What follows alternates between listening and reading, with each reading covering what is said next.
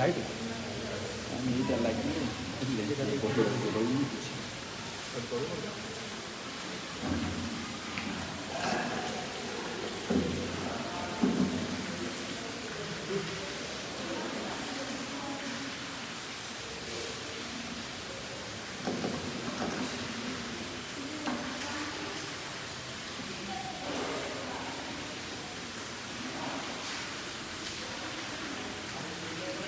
କେତେ ଚାଲିଛି 4 ବର୍ଷ राजधानी सरला सबसे राजधानी सरला 3-4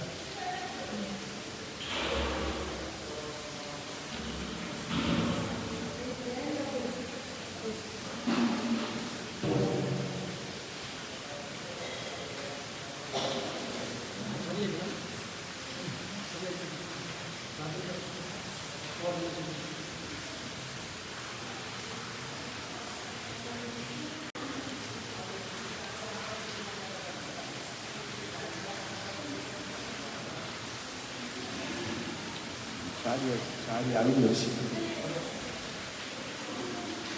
ରସ ବୈଷମ ଏହି ବେଦ ବାକ୍ୟରେ ଯେଉଁ ରସମୂର୍ତ୍ତି କଥିତ ଅଛି ସେ କିଏ?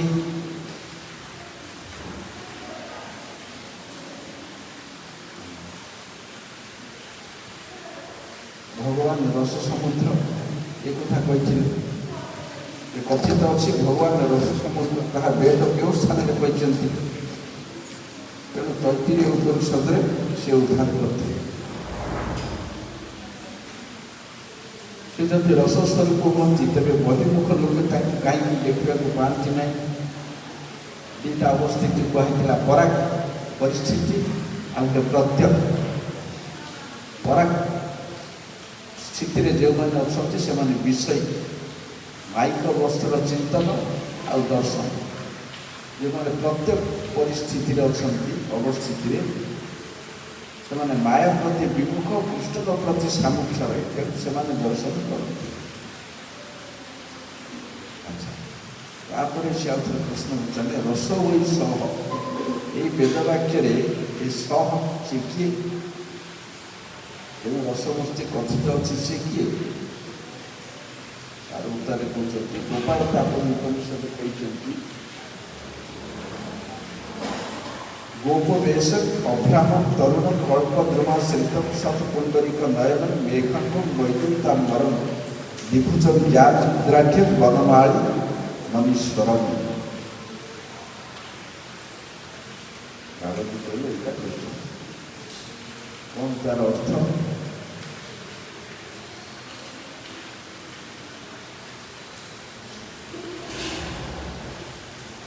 ସେ ଗୋପବେଶଧାରୀ, ଗୋପବେଶ ନବଘନ ତୁଲ୍ୟ ବର୍ଣ୍ଣ ବିଶିଷ୍ଟ କୈଶୋରାବସ୍ଥା ଓ କଳ୍ପତରୁ ମୂଳରେ ଉପବିଷ୍ଟ ନିର୍ମଳ ପୁଣ୍ଡରୀକାକ୍ଷ ନବଜଳଧର କାନ୍ତି ପୀତ ବସନ ବିଭୁଜ ମୂର୍ତ୍ତି ଜ୍ଞାନ ସମୁଦ୍ରାଧାର ବନମାଳା ବିଭୂଷିତ ଏବଂ ସକଳର ଈଶ୍ୱର ରସବୈଷ। ତାପରେ ବ୍ରଜନାଥ କହିଲେ, ହଁ ମୁଁ ବୁଝିପାରିଲି, ଏ ଶ୍ରୀକୃଷ୍ଣ ସ୍ୱରୂପ ଚିରି ଜଗତର ନିତ୍ୟ ସିଦ୍ଧ ସ୍ୱରୂପ, ସେ ହିଁ ସର୍ବଶକ୍ତିମାନ, ସ୍ୱୟଂ ରସ ସମୁଦ୍ର, ସର୍ବରସାଶ୍ରୟ। ବ୍ରହ୍ମଜ୍ଞାନ ଦ୍ୱାରା ତାଙ୍କୁ ଲାଭ କରାଯାଏ।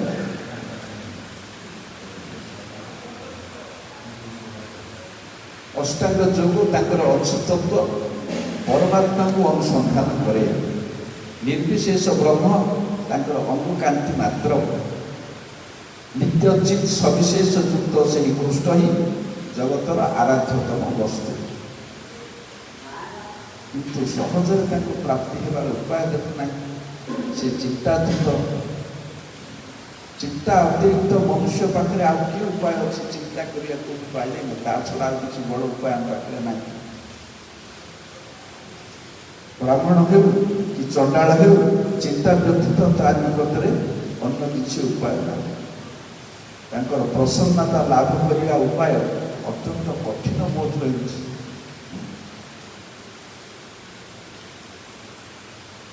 ଯିଏ ପାଇବ, ବାବାଜୀ ମହାରାଜ ବର୍ତ୍ତମାନ କଠୋର ଉପନିଷଦରେ କହୁଛନ୍ତି, ତମ୍ ଆତ୍ମନସ୍ଥଂ ଯେ ଅନୁପଶ୍ୟନ୍ତି ଧୀରାଃ ତେଷାଂ ଶାନ୍ତି ଶାଶ୍ୱତୀ ନ ଇତରେଷାଂ। ଯେଉଁ ବୁଦ୍ଧିମାନ ବ୍ୟକ୍ତିଗଣ ପରମାତ୍ମାଙ୍କୁ ଆତ୍ମସ୍ଥ ଅର୍ଥାତ୍ ନିଜ ଅଭ୍ୟନ୍ତରରେ ଦର୍ଶନ କରନ୍ତି, ସେମାନେ ହିଁ ନିତ୍ୟା ଶାଶ୍ୱତୀ ଶାନ୍ତି ଲାଭ କରିପାରନ୍ତି, ଅନ୍ୟମାନେ ନୁହଁ। ତାପରେ ମୁଁ ପଚାରିଲି, ଆଚ୍ଛା ତାକୁ ଆତ୍ମସ୍ଥ କରି ଦେଖିପାରିଲେ, ନିରନ୍ତର ଦେଖିପାରିଲେ ଶାଶ୍ୱତୀ ଶାନ୍ତି ଲାଭ କରାଯାଏ, କିନ୍ତୁ କେଉଁ ଉପାୟରେ ତାକୁ ଦେଖାଯାଏ ତାହା ତ ବୁଝି ହେଉନାହିଁ। କେଉଁ ଉପାୟରେ ଲାଭ କରାଯାଏ? ଶୁଣ, ସେଇ କଠୋର ଉପନିଷଦ କହିଛନ୍ତି, ନାୟମାତ୍ମା ପ୍ରବଚନେନ ଲକ୍ଷ୍ୟ ନ ବହୁନା न मेधया न बहुना श्रुतेन जपे वैश्य ब्रुवन्ते तेन लब्ध तस्यैष आत्मा विब्रुवन्ते तनुस्मात्। এটা উপায়।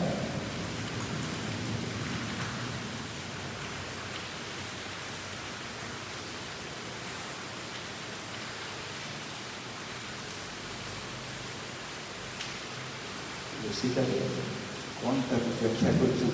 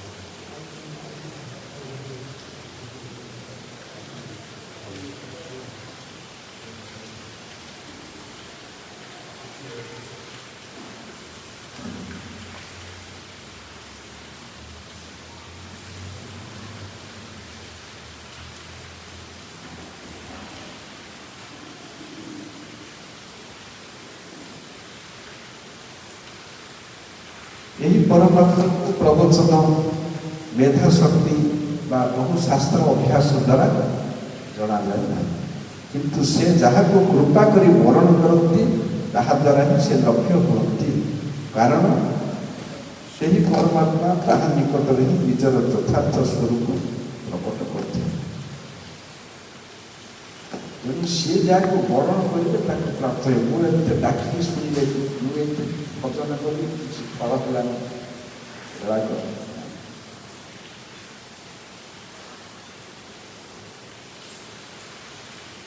कर्म ज्ञान जोग अपेक्षा एथपाई भक्ति की सुदुर्लभ कहुच्छे। ज्ञानतम सुलभा मुक्ति, ज्ञान साधन पर मुक्ति सुलभ। पुण्य ज्ञानतम सुलभा मुक्ति भक्ति यज्ञादि पूर्णतम, किंतु साधन शत सहस्र हरिभक्ति सुदुर्लभा। यज्ञ फज्ञ आदि सब कर्मर काम कले मुक्ति मिल, ज्ञान साधन कले मुक्ति मिल, किंतु लक्ष्य कोटि साधन कले भी भक्ति मिल ना।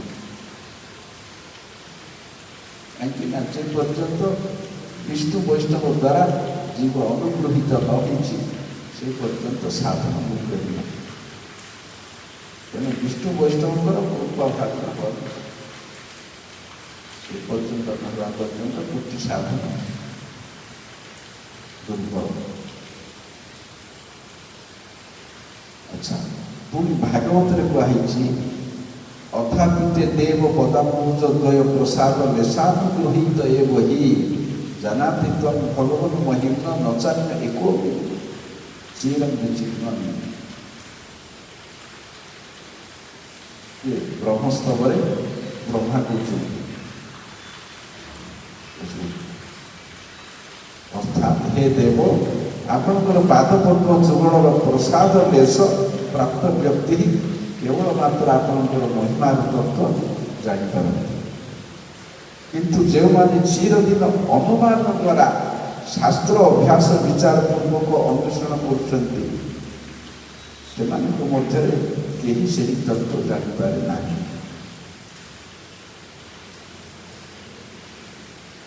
ତାପରେ ବାବାଜୀ ମହାରାଜ କହୁଛନ୍ତି ବାବା ମୋର ପ୍ରଭୁ ବଡ଼ କୃପାମୟ ଅଟନ୍ତି। ସେ ସମସ୍ତ ଆତ୍ମାର ଆତ୍ମା ଶ୍ରୀକୃଷ୍ଣଙ୍କୁ ଅନେକ ଶାସ୍ତ୍ର ପଢ଼ିଲେ, ଶାସ୍ତ୍ରାର୍ଥ ବିଚାର କଲେ, ପ୍ରାପ୍ତ ହୁଅନ୍ତି ନାହିଁ। ଅନେକ ମେଧା ଥିଲେ ଅଥବା ଅନେକ ଗୁରୁକରଣ କଲେ ଯେ ଲଭ୍ୟ ହୁଏ, ଏପରି ମଧ୍ୟ ଯେ ତାଙ୍କୁ ମୋର କୃଷ୍ଣ ବୋଲି କହି ବରଣ କରନ୍ତି ତାଙ୍କୁ ହିଁ ସେହି ଆତ୍ମାର ଆତ୍ମା ଶ୍ରୀକୃଷ୍ଣ ନିଜର ସଚ୍ଚିଦାନନ୍ଦ ଗୁଣ ସ୍ୱରୂପ କୃପା କରି ପ୍ରକାଶ କରନ୍ତି। ଏ ସମସ୍ତ ବିଷୟ ଅଭିଧେୟ ବିଚାରରେ ସହଜରେ ବୁଝିପାରିବେ। ଅଭିଧେୟତା ଭଗବାନଙ୍କ ପ୍ରାପ୍ତି ପାଇଁ ଉପାୟ, ତେଣୁ ସେଇଠି ସବୁ କୁହାଯାଇଛି କୋଉ ଉପାୟରେ ଭଗବାନ ପାଇବେ, ଏଇଟା ସମ୍ବନ୍ଧ କରୁଛି। ଆଚ୍ଛା, ବେଦରେ କ'ଣ କୃଷ୍ଣ ଧାମର ଉଲ୍ଲେଖ ଅଛି ନା? ହଁ, ଅନେକ ସ୍ଥାନରେ ଉଲ୍ଲେଖ ଅଛି। କୌଣସି ସ୍ଥାନରେ ପରବ୍ୟମ, କୌଣସି ସ୍ଥାନରେ ସଂବ୍ୟମ, କୌଣସି ସ୍ଥାନରେ ବ୍ରହ୍ମ ଗୋପାଳ ପୁରୀ, କୌଣସି ସ୍ଥଳରେ ଗୋକୁଳ ପ୍ରଭୃତି ଅନେକ ନାମ ବେଦରେ ପ୍ରାପ୍ତ ହୁଏ। ଉଦାହରଣ ସ୍ୱରୂପ ଶ୍ବେତାଶ୍ୱତର ଉପନିଷଦ ରୁଚୈକ୍ଷରେ ପରମେ ବ୍ୟୋମନ୍ ଯସ୍ମିନ୍ ଦେବା ଅଧିବିଶ୍वे ନିଷେଧୁ ଯସ୍ତନ୍ନଃ ବେଦ କିଂ ରୁଚା କରିଷ୍ୟତି ଯ ଇତଦ୍ ବିତୁଷ୍ଟ ଇନେ ସମାସତେ। ଏଠାରେ କ'ଣ କହୁଛନ୍ତି ନା ଋକ୍ ମନ୍ତ୍ର ପ୍ରତିପାଦିତ ପରବ୍ୟମ ସ୍ଥ ଯେଉଁ ଅକ୍ଷର ପରମ ବ୍ରହ୍ମ ଯାହାକୁ ଆଶ୍ରୟ କରି ସମସ୍ତ ଦେବତା ବିରାଜିତ ରହିଛନ୍ତି ସେହି ପରମେଶ୍ୱରଙ୍କୁ ଯିଏ ଅବଗତ ନ ହୁଅନ୍ତି ସେ ବେଦାଦି ଅଧ୍ୟୟନ ଦ୍ୱାରା କ'ଣ କରିବେ? ଯେଉଁମାନେ ତାକୁ ଜାଣନ୍ତି ସେମାନେ କୃତକୃତାର୍ଥ ହୁଅନ୍ତି। ପାଠ ପଢ଼ିଲେ ହବନି, କ'ଣ ହବ? ଦେବାନନ୍ଦ ଆମର ବ୍ରହ୍ମ ସଂଖ୍ୟାରେ କ'ଣ କହୁଛନ୍ତି? ବେଦେଷୁ ଦୁର୍ଲଭମ ଅଦୁର୍ଲଭମ ଆତ୍ମଭକ୍ତ। ବେଦ ପାଠରେ ଭଗବାନ ଦୁର୍ଲଭ ଆଉ ଭକ୍ତି ଭକ୍ତ ପାଠରେ ଥିଲା। ହେଲେ ଏଇଠି ପରବ୍ୟମ, ତାପରେ ମୁଣ୍ଡକ ଉପନିଷଦରେ ଦିବ୍ୟ ବ୍ରହ୍ମପୁରେ ହେସ ବ୍ୟୋମାତ୍ମା ପ୍ରତିଷ୍ଠିତ। ମୁଣ୍ଡକରେ କରିଛନ୍ତି ବ୍ରହ୍ମପୁର, ଏଇଟା ବ୍ରହ୍ମପୁର ସ୍ଥାନ। ସେଠି ବ୍ରହ୍ମ ଅର୍ଥରେ କୃଷ୍ଣ ବା ଭଗବାନ, ଆଉ ବ୍ରହ୍ମ ଅର୍ଥରେ ନିର୍ବିଶେଷ ବ୍ରହ୍ମ। ତାପରେ ପୁରୁଷ ବୋଧିନୀ ସ୍ମୃତି ଗୋକୁଳାକ୍ଷୀ ମାଥୁର ମଣ୍ଡଳ ବେ ପାର୍ଶ୍ୱରେ ଚନ୍ଦ୍ରାବଳୀ ରାଧିକା च। ଏଇଟା ବି ବେଦ ବାକ୍ୟ। ଗୋକୁଳ ନାମକ ମାଥୁର ମଣ୍ଡଳରେ ଭଗବାନଙ୍କ ଦୁଇ ପାର୍ଶ୍ୱରେ ଚନ୍ଦ୍ରାବଳୀ ଓ ରାଧିକା ଅବସ୍ଥାନ କରୁଛନ୍ତି।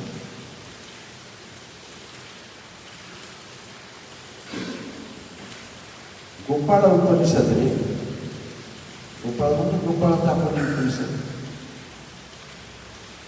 ତା ସାଙ୍ଗେ ମଧ୍ୟ ସାକ୍ଷାତ ବ୍ରହ୍ମ ଗୋପାଳ ପୁରୀ ଅର୍ଥାତ୍ ଅପ୍ରାକୃତ ଧାମ ସମୂହ ମଧ୍ୟରେ ବ୍ରହ୍ମ ଗୋପାଳ ପୁରୀ ଅବସ୍ଥିତ। ଆଚ୍ଛା, ଇଏ ତ ମୁଖ୍ୟ ଶ୍ରେଷ୍ଠ କୃଷ୍ଣ ଧାମ। ରସ କଥା ହେଲା। କିନ୍ତୁ ତାନ୍ତ୍ରିକ ବ୍ରାହ୍ମଣମାନେ ଶିବ ଶକ୍ତିକୁ ଆଦ୍ୟ ଶକ୍ତି କହନ୍ତି। ଏହାର କାରଣ କ'ଣ? ମାୟା ଶକ୍ତିକୁ ହିଁ ଶିବ ଶକ୍ତି କହନ୍ତି। ଏହି ମାୟାଠାରେ ସତ୍ଵ, ରଜ, ତମ এই ତିନୋଟି ଗୁଣ ଅଛି। ଯେଉଁ ସକଳ ବ୍ରାହ୍ମଣ ସତ୍ୱଗୁଣ ବିଶିଷ୍ଟ ସେମାନେ ସେହି ଗୁଣର ଅଧିଷ୍ଠାତ୍ରୀ ମାୟାକୁ କିଛି ଅଧିକ ଶୁଦ୍ଧ ଭାବରେ ଆରାଧନା କରନ୍ତି। ଯେଉଁ ସକଳ ବ୍ରାହ୍ମଣ ରାଜସିକ ସେମାନେ ରଜଗୁଣ ହିଁ ସେହି ମାୟାକୁ ଆରାଧନା କରନ୍ତି। ଯେଉଁମାନେ ତମ ଗୁଣ ସହିତ ସେମାନେ ଅନ୍ଧକାର ତମ ଗୁଣ ଅଧିଷ୍ଠାତ୍ରୀ ମାୟାକୁ ବିଦ୍ୟା ରୂପେ ଆରାଧନା କରନ୍ତି।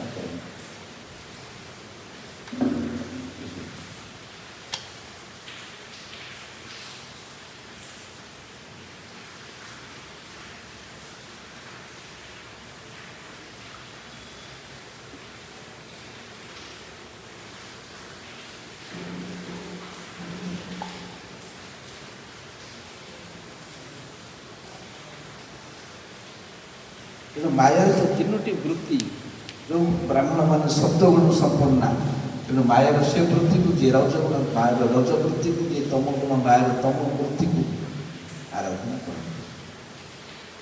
କାହିଁକିନା ସବୁ ଯେ ବ୍ରାହ୍ମଣ ବଂଶଜାତ ବ୍ୟକ୍ତି ସତ୍ୱଗୁଣୀ ହେବେ ଏ କଥା ନାହିଁ। ବସ୍ତୁତଃ ମାୟା ଭଗବାନଙ୍କର ପରାଶକ୍ତିର ଛାୟା ବିକାର ମାତ୍ର। ମାୟା ବୋଲି କୌଣସି ପୃଥକ ଶକ୍ତି ନାହିଁ। ମାୟା ହିଁ ଜୀବର ବନ୍ଧନ ଓ ମୁକ୍ତିର କାରଣ। ଜୀବ କୃଷ୍ଣ ବହିର୍ମୁଖ ହେଲେ ମାୟା ଜୀବକୁ ଜଳ ବିଷୟରେ ଆବଦ୍ଧ କରି ଦଣ୍ଡ ଦିଅନ୍ତି ଏବଂ ଜୀବ କୃଷ୍ଣ ସାମୁଖ୍ୟ ଲାଭ କଲେ ମାୟା ସତ୍ୱଗୁଣ ପ୍ରକାଶ କରି ଜୀବକୁ କୃଷ୍ଣ ଜ୍ଞାନ ପ୍ରଦାନ କରନ୍ତି। ଏହି କାରଣରୁ ମାୟା ଗୁଣରେ ଆବଦ୍ଧ ବ୍ୟକ୍ତିଗଣ ମାୟାର ଶୁଦ୍ଧ ସ୍ୱରୂପ ଭଗବାନଙ୍କର ସ୍ୱରୂପ ଶକ୍ତିର ଦର୍ଶନ ନ ପାଇ ଛାୟା ରୂପୀ ମାୟାକୁ ହିଁ ଆଦ୍ୟା ଶକ୍ତି ରୂପେ ପ୍ରତିଷ୍ଠା କରନ୍ତି। ମାୟାମୋହିତ ଜୀବର ଉଚ୍ଚ ସିଦ୍ଧାନ୍ତ ହୃଦୟଙ୍ଗମ କେବଳ ସୁକୃତିକ୍ରମେ ହିଁ ହୋଇଥାଏ। ସୁକୃତ ନଥିଲେ ଏହା ହୁଏ। ଯେଉଁମାନେ ନିତ୍ୟ ଜଗତର ବା ପରବ୍ରହ୍ମର ବିଷୟ ଜାଣନ୍ତି ସେମାନେ ଏ ମାୟାକୁ କେବେ ହେଲେ ଆଦ୍ୟ ଶକ୍ତି ବୋଲି କହିବେ ନାହିଁ। ଯେଉଁମାନଙ୍କର ଜଡ଼ ବିଚାର ବୁଦ୍ଧି, ଜଡ଼ ସୀମା, ଜଡ଼ ଜଗତରେ ପ୍ରାକୃତ ଗୁଣରେ ଆବଦ୍ଧ ସେମାନେ ହିଁ ଏ ଜଡ଼ ମାୟାକୁ କହନ୍ତି। ପ୍ରାୟତଃ କର୍ମୀଗଣଙ୍କର ଚିନ୍ତା ଚେତନା ଜଡ଼ ଜଗତ ଭିତରେ ସମାବିଷ୍ଟ। ତେଣୁ ସେମାନଙ୍କର ଉଚ୍ଚତର ଜ୍ଞାନ ନାହିଁ। ଯଦି ଉଚ୍ଚତର ଜ୍ଞାନ ନିତ୍ୟ ଧାମ ସମ୍ବନ୍ଧରେ ଥାନ୍ତା ତାହେଲେ କେବେ ହେଲେ କର୍ମ ଦ୍ୱାରା ଜଗତରେ ଆବଦ୍ଧ ହୁଅନ୍ତେ ନାହିଁ। ତେଣୁ ସେମାନେ ଆଦ୍ୟ ଶକ୍ତି, ମହାମାୟାର ଆଦ୍ୟ ଶକ୍ତି ହେଇପାରିବ ଛାୟା ରୂପରେ ଜଡ଼ ଜଗତ, କିନ୍ତୁ ତାର ମୂଳ ଅଛି ମୂଳ ମାୟା। ତେଣୁ ଏଗୁଡ଼ିକ ବିନା ସୁକୃତରେ ପ୍ରାପ୍ତ ହୁଏ।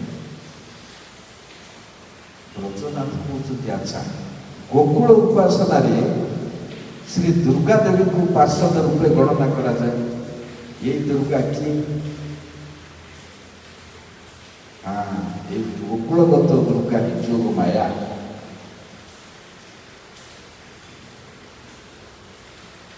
চিৎ শক্তির বিকার বীজ রূপে তাঁর অবস্থিতি। মূল মায়ার বীজ বিকার। এণু সে বেড়ে বেড়ে চিত্তধামে যেতবে চিত্তধামে রহতি সেতবে স্বরূপ শক্তি সহ অভেদ বুদ্ধি রহতি। এই যোগমায়ার বিকার হি জড়মায়া। অতএব জড়মায়া স্থিত দুর্গা ସେହି ଦୁର୍ଗାର ପରିଚାରିକା ଦାସୀ। ଚିତ୍ ଶକ୍ତି କଥା ଦୁର୍ଗା କୃଷ୍ଣଙ୍କର ଲୀଳା ପୋଷଣ ଶକ୍ତି। ଯୋଗମାୟା ପର୍ଯ୍ୟନ୍ତ ପାରକୀୟ ଭାବକୁ ଅବଲମ୍ବନ କରି ଗୋପୀଗଣ ନିତ୍ୟ ଧାମରେ କୃଷ୍ଣଙ୍କର ରସବିଳାସ ପୁଷ୍ଟି କରନ୍ତି। ରାସଲୀଳାରେ ଯୋଗମାୟା ଉପାଶ୍ରିତ ପ୍ରଥମ ଶ୍ଲୋକରେ କୁହାଯାଇଛି, ରାସ ପଞ୍ଚାଧ୍ୟାୟରେ ପ୍ରଥମ 29 ଅଧ୍ୟାୟର ପ୍ରଥମ ଶ୍ଲୋକ।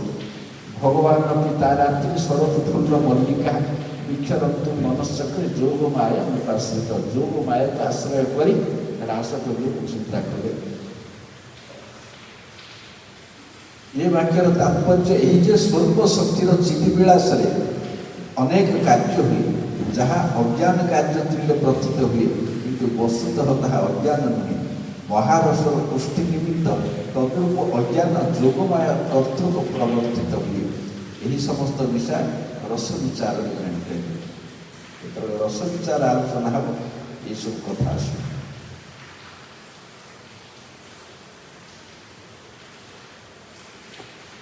କ'ଣ ଆଲୋଚନା କରି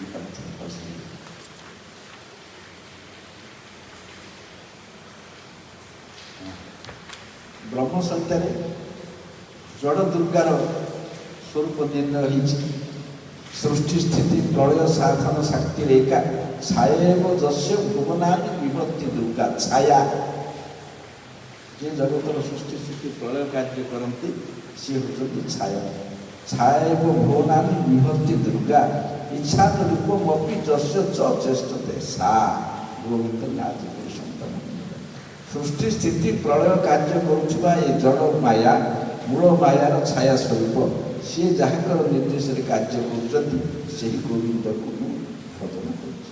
ଏ ଛାୟା ହେଉଛି ଛାୟା ଦୁର୍ଗା, ଯେ ଜଗତରେ ସୃଷ୍ଟି ସ୍ଥିତି ପ୍ରଳୟ କରନ୍ତି। ସେ ଦୁର୍ଗା ପାଖରେ ମହାବିଷ୍ଣୁଙ୍କର ଯେଉଁ କିରଣ ରେଣୁ ତାଙ୍କ ପାଖକୁ ଯାଏ। ସେ ମୂଳ ଦୁର୍ଗା ଦଶଭୁଜା, ଜଳ ଦୁର୍ଗା। ତେଣୁ ସେ କିରଣ ରେଣୁ ଛାୟା ରୂପରେ ଲକ୍ଷ୍ମୀ ଦେବୀଙ୍କ ମାଧ୍ୟମରେ ସେଇଟା ଯାଉଛି, ରମାଙ୍କ ମାଧ୍ୟମରେ। ସେଇ ବ୍ରହ୍ମ ସଂହିତା ଅଛି ସେଇ ଦୁର୍ଗା, ତାର ଚିତ୍ରଟା ସ୍କେଲରେ କରାଯାଇଛି। ରମାଙ୍କର ଦେଖା ହେଇନି, କିନ୍ତୁ ଦୂରରେ ମାରା ସେଇ କ୍ଷଣରେ ଯାଉଛି ତାଙ୍କ ପାଖ। ସେଇଟା ଜୀବାତ୍ମା ସବୁ ଯାଆନ୍ତି।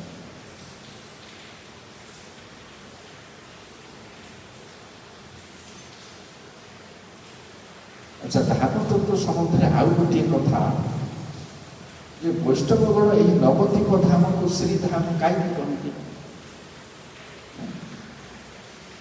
এটা ଆଧୁନିକ ଜିନିଷ ନା, ଲୋକଙ୍କୁ ଜଣେଇବାକୁ ନବଦ୍ୱୀପ ଧାମର ମହିମା। ନବଦ୍ୱୀପ ଧାମ ବୃନ୍ଦାବନ ଧାମ ଠାରୁ ଅଭିନ୍ନ ତତ୍ତ୍ୱ ଓ ତନ୍ମଧ୍ୟରେ ଏହି ମାୟାପୁର ସର୍ବୋଚ୍ଚ।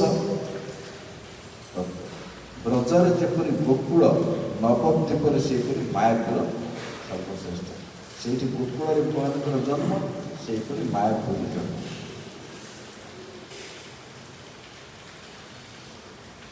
ମାୟାପୁର ନବଦ୍ୱୀପ ଧାମର ମହାଯୋଗ ପୀଠ।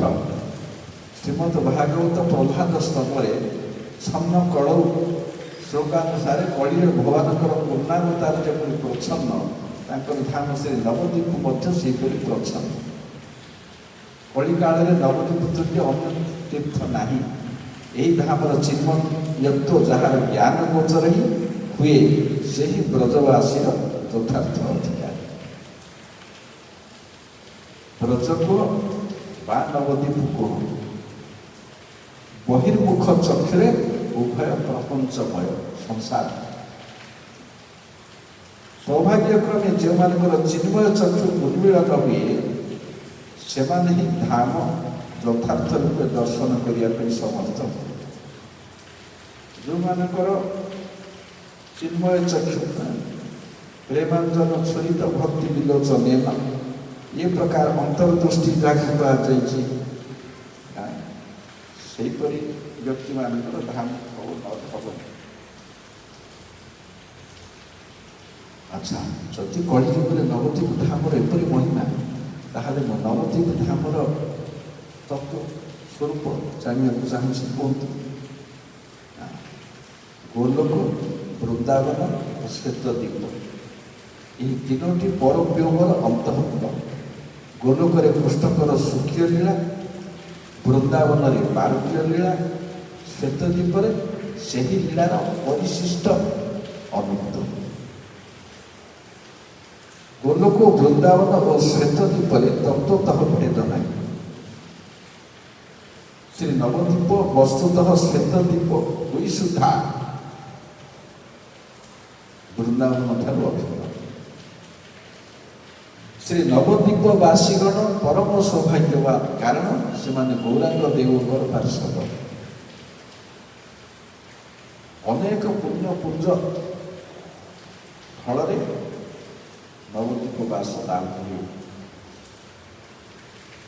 ବୃନ୍ଦାବନରେ କୌଣସି ରସ ଅପ୍ରକାଶିତ ଥିଲା, ସେହି ଅପ୍ରକାଶିତ ରସ ନବଦ୍ୱୀପରେ ପରିଶିଷ୍ଟ ଭାବରେ ପ୍ରକାଶିତ ହୋଇଛି।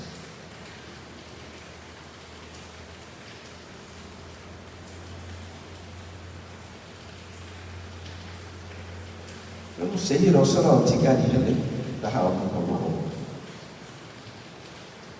ତାପରେ ନବଦ୍ୱୀପ ଧାମର ଆୟତନ କେତେ? ନା, ନବଦ୍ୱୀପ ଧାମର ଆୟତନ 16 କୋଶ। ଏହାର ଆକାର ଅଷ୍ଟଦଳ କମଳ ତୁଲ୍ୟ। ସୀମନ୍ତ ଦ୍ୱୀପ, ବଦ୍ରିମ ଦ୍ୱୀପ, ମଧ୍ୟଦ୍ୱୀପ, କୌଲଦ୍ୱୀପ, ଋତୁଦ୍ୱୀପ, ଯଦୁଦ୍ୱୀପ, ମୋଦଦ୍ରମ ଦ୍ୱୀପ ଓ ରୁଦ୍ରଦ୍ୱୀପ, ଏହି 8ଟି ଅଷ୍ଟଦଳ ମଧ୍ୟଭାଗରେ ଅନ୍ତର୍ଦ୍ୱୀପ ପୁଷ୍ପର କର୍ଣ୍ଣିକା ଅର୍ଥାତ୍ ଅନ୍ତର୍ଦ୍ୱୀପର ମଧ୍ୟସ୍ଥଳ ଶ୍ରୀ ମାୟାପୁର। ନବଦ୍ୱୀପରୁ 8ଟା ଯାକ ପାଖୁଡ଼ା, ମଝିଟା କର୍ଣ୍ଣିକା। ଏହି ନବଦ୍ୱୀପ ଧାମରେ ବିଶେଷତଃ ଶ୍ରୀ ମାୟାପୁରରେ ଭୋଜନ ସାଧନ କଲେ ଜୀବ ଅଚିରେ ପ୍ରେମ ସିଦ୍ଧି ଲାଭ କରିପାରନ୍ତି। ଏ ମାୟାପୁରରେ ଭୋଜନ କଲେ ସେ ଆମର ଦେଇଛନ୍ତି ଗୌରାଙ୍ଗର ସଙ୍ଗୀଗଣ ନିତ୍ୟ ସିଦ୍ଧ ପରିମାଣେ ସେ ଯାଏ ବ୍ରଜେନ୍ଦ୍ର ସୁତ ବାସ। ଦୁଇଟା ଯାକ ଏକ। ଯେଉଁମାନେ ଗୌର ଭୋଜନ କରନ୍ତି ସେମାନେ ରାଧାକୃଷ୍ଣକୁ ପାଆନ୍ତି। ଏ ଯେ ମହାରାଜ ଲେଖିଛନ୍ତି, ଭାରତ ମହାସାଗରରେ ବୁଲିଲେ ଆଟଲାଣ୍ଟିକ ମହାସାଗରରେ ବାହାରିବ।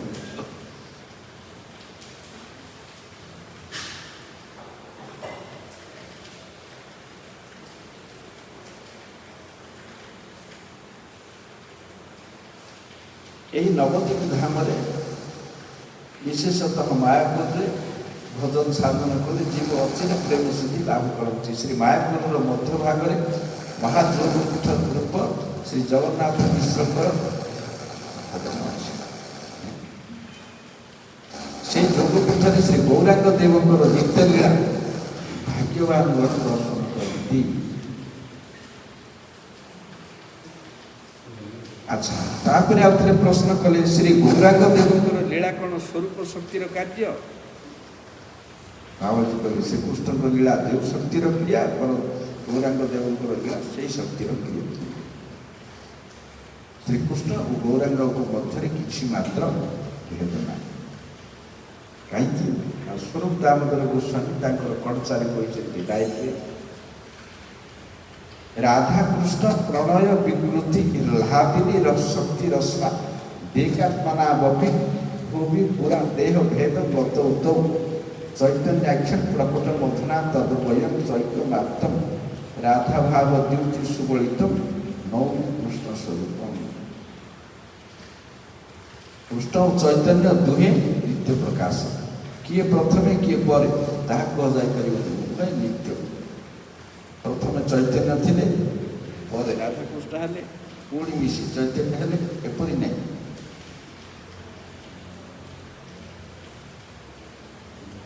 ଏପରି କଥାର ତାତ୍ପର୍ଯ୍ୟ ଏହି ଯେ କିଏ ଆଗେ କିଏ ପରେ ଏପରି ନୁହେଁ, ଦୁଇ ପ୍ରକାଶ ନିତ୍ୟ। ପରମ ତତ୍ତ୍ୱଙ୍କର ସମସ୍ତ ଲୀଳା ନିତ୍ୟ।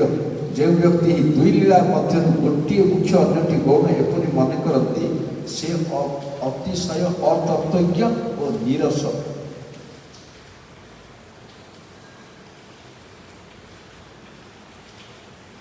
ଗୌରାଙ୍ଗ ଯଦି ସାକ୍ଷାତ ପରିପୂର୍ଣ୍ଣ ତତ୍ତ୍ୱ ହୁଅନ୍ତି, ତେବେ ତାଙ୍କର ପୂଜାର ବିଧି କ'ଣ? ଗୌର ନାମ ମନ୍ତ୍ରରେ ଗୌର ପୂଜା କଲେ ଯେଉଁ ଫଳ ହୁଏ, କୃଷ୍ଣ ନାମ ମନ୍ତ୍ରରେ କୃଷ୍ଣ ପୂଜା କଲେ ସେହି ଫଳ ହୁଏ। କୃଷ୍ଣ ମନ୍ତ୍ରରେ ଗୌର ପୂଜା ବା ଗୌର ମନ୍ତ୍ରରେ କୃଷ୍ଣ ପୂଜା ଉଭୟ ଏକ। ଏଥିରେ ଯେ ଭେଦ ବୁଦ୍ଧି କରେ ସେ ନିତାନ୍ତ ଅନଭିଜ୍ଞ ଓ କୈର ଦାସ। ବ୍ରଜନାଥ କହୁଛନ୍ତି ଯେ ଛନ୍ନାବତାରଙ୍କର ମନ୍ତ୍ର କେଉଁଠାରେ ଲବ୍ଧ ହୁଏ? ଛନ୍ନାବତାର ଛଦ୍ମବେଶୀ ताहले यांकर मंत्र कहीं केउठी अछि जो तंत्र प्रकाश्य अवतार गणकर मंत्र प्रकाश्य रूपे वर्णन करछंती सेही तंत्र ही छन्नावतारकर मंत्र छन्न रूपे वर्णन करछंती से मध्य लुकायित अछि जे मानकर बुद्धि कुटिल नुहे से माने गौरांगर जुगल क्यों प्रणाली हुए ना गौरांगर जुगल दुई प्रकार गोटे अर्चन मार्ग आ गोटे भजन मार्ग अर्चन मार्ग रे गौर विष्णु प्रिया भजन मार्ग रे गौर गदाधर पर्वत महाराज कहते उदला मठरे आग गौर गदाधर तापर राधाकृष्ण ललिता गौर गदाधर मझे जगन्नाथ बलभद्र सुभद्रा तापर राधाकृष्ण ललिता साइड उत्पादन मठ 1947 मसीहार मठ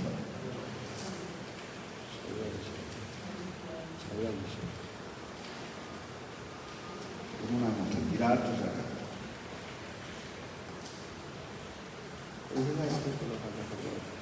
चाषबास सब कर बस्ता बस्ता कोबी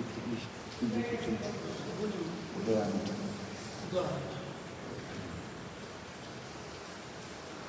पुराना मठ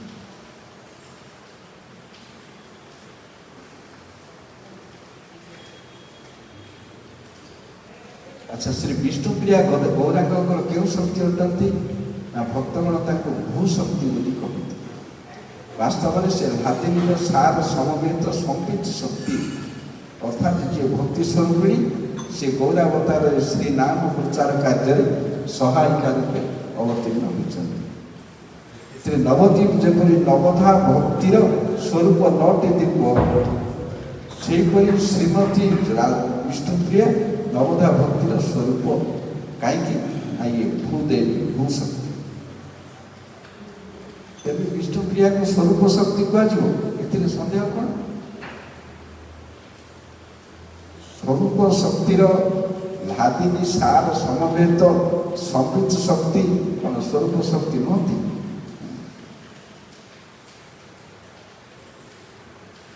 से ब्रजनाथ कहले प्रभु मु शीघ्र अर्चन संबंध में गौर अर्चन पद्धति शिक्षा करी बर्तमान मोर आउ एक तत्व कथा मन पड़ा ताहा जिज्ञासा कर बुझा आपण कहले चित्त शक्ति जीव शक्ति माया शक्ति तीनोटी स्वरूप शक्तिर प्रभाव हाथिनी संयुक्त संधि तीनोटी स्वरूप शक्तिर तीनोटी वृत्ति तथा उपरोक्त तीन भाव में हाथिनी संयुक्त संधि जहाँ किसी कार्य अनुभव करा जाए ताहा ही शक्तिर कार्य यह व्यतीत चित जगत चित शरीर चित संबंध चित लीला सकल ही शक्तिर परिचय तेज शक्तिमान श्रीकृष्ण परिचय क्योंकि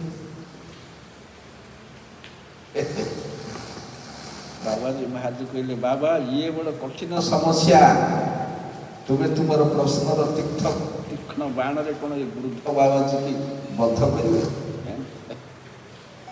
प्रश्नटी जपरी सहज यार उत्तर मध्य सेहीपरि सहज किंतु यही प्रश्नर उत्तर बुझापी अधिकारी मिलवा कठिन मु कहूँ तुम्हें ताहा बुझीदियो कृष्णकर नाम रूप गुण और लीला यही सकल शक्तिर परिचय सत किंतु स्वातंत्र्य और स्वेच्छामयता शक्तिर कार्य नुहे यही दुईटी केवल परम पुरुषंकर स्वरूपगत कार्य कृष्ण इच्छामय और शक्तिर आश्रय रूप परम पुरुष शक्ति भोग्या कृष्ण भोक्ता शक्ति अधीन कृष्ण स्वाधीन शक्ति यही स्वाधीन पुरुषटी को सर्व प्रकार घेरिकी रखी राहु प्रकाश सर्वस्व जोग माया समावृत मूढ़ नाभि जानाति लोक माम अजम अव्ययम मु जोग मायार ନିଜ ଶକ୍ତି ଦ୍ୱାରା ସମାବୃତ ରହେ। ମୂଢ଼ ଗଣ ମୋର ଅଜ ଓ ଅବ୍ୟୟ ସ୍ୱରୂପ ନ ଜାଣି ମୋତେ ଶକ୍ତିର ଅଧୀନ ବୋଲି ମନେ କରନ୍ତି। ମୋ ପ୍ରତି ସେବନମୁଖ ହେଲେ ମୁଁ ସ୍ୱସ୍ୱରୂପରେ ଜୀବ ନିକଟରେ ପ୍ରକାଶିତ ହୁଏ, ସର୍ବଲୋକ ନିକଟରେ। ଏଇଟା ହେଉଛି ବାସ୍ତବ କଥା। ଯେଉଁଟା ଭଜନ କରେ ତ ସେଇଟା ମିଳିବ। ମୁଁ ଯାହା ନିକଟରେ ନିଜକୁ ପ୍ରକାଶିତ କରେ ତାକୁ ପ୍ରାପ୍ତ ହୁଏ।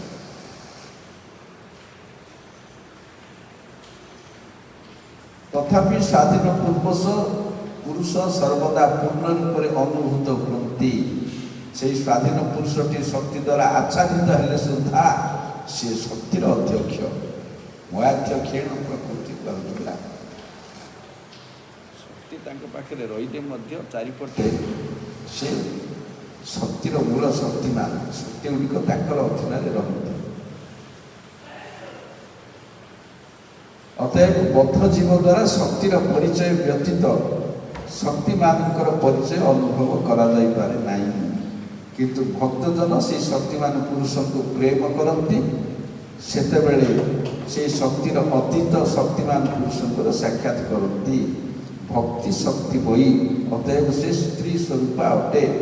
ତେଣୁ ସେ ଶ୍ରୀକୃଷ୍ଣଙ୍କର ସ୍ୱରୂପ ଶକ୍ତିର ଅନୁଗତା ହୋଇ କୃଷ୍ଣଙ୍କର ଇଚ୍ଛାମୟ ପୁରୁଷତ୍ୱ ପରିଚାରକ ପୌରୁଷ ବିଳାସ ଅନୁଭବ କରନ୍ତି। ଆଚ୍ଛା, ଯଦି ଶକ୍ତିର ଅତୀତ କୌଣସି ପରିଚୟ ରହିତ ତତ୍ତ୍ୱ ସ୍ୱୀକାର କରାଯାଏ, ତାହେଲେ ତ ସେ ଉପନିଷଦ ମୁକ୍ତ ବ୍ରହ୍ମ ହୁଅନ୍ତି, ବ୍ରହ୍ମ ହେଇଯାନ୍ତି। ଉପନିଷଦ କଥିତ ବ୍ରହ୍ମ ଇଚ୍ଛାହୀନ, କିନ୍ତୁ ଉପନିଷଦ ପୁରୁଷ ଶ୍ରୀକୃଷ୍ଣ ସ୍ୱେଚ୍ଛାମୟ। ଉଭୟଙ୍କ ଭିତରେ ଅନେକ ପ୍ରଭେଦ ଅଛି। ବ୍ରହ୍ମ ନିର୍ବିଶେଷ, କୃଷ୍ଣ ଶକ୍ତିଠାରୁ ପୃଥକ ହେଲେ ମଧ୍ୟ ସବିଶେଷ। ଯେହେତୁ ତାଙ୍କଠାରେ ପୁରୁଷତ୍ୱ, ଭକ୍ତୃତ୍ୱ, ଅଧିକାର ଓ ସ୍ୱତନ୍ତ୍ରତା ଅଛି। ବସ୍ତୁତଃ କୃଷ୍ଣ ଶକ୍ତି ଅଭିନ୍ନ। ଶକ୍ତି ଯେଉଁ କୃଷ୍ଣଙ୍କର ପରିଚୟ ଦିଅନ୍ତି ତାହା ମଧ୍ୟ ସାକ୍ଷାତ କୃଷ୍ଣ। କାରଣ କୃଷ୍ଣ କାମିନୀ ଶକ୍ତି ଶ୍ରୀ ରାଧା ରୂପରେ ନିଜ ପରିଚୟ ସ୍ତ୍ରୀ ଭାବରେ ଦେଇଥାନ୍ତି। କୃଷ୍ଣ ସେବ୍ୟ, ପରମା ଶକ୍ତି ଶ୍ରୀମତୀ ତାଙ୍କର ସେବା ଦାସ। ପରସ୍ପରର ଅଭିମାନ ହିଁ ପରସ୍ପରର ଭେଦ। ଗୋଟିଏ ଜିନିଷ।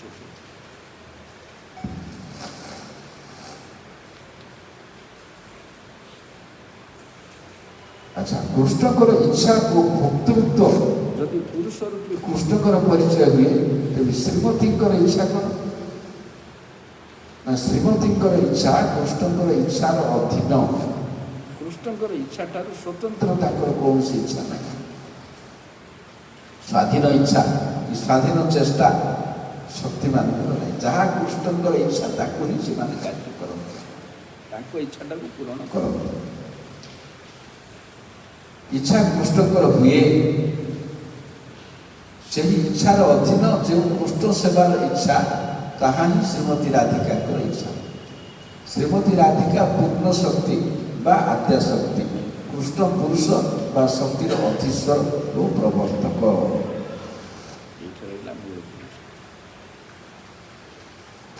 ଆଦ୍ୟା ଶକ୍ତି ମାୟା ନେଇ, ମାୟା ମୂଳ ମାୟାର ଛାୟା, ଯାହାକୁ ମୂର୍ଖ ଲୋକେ ଜଡ଼ ଜ୍ଞାନ ବଳରେ କହନ୍ତି।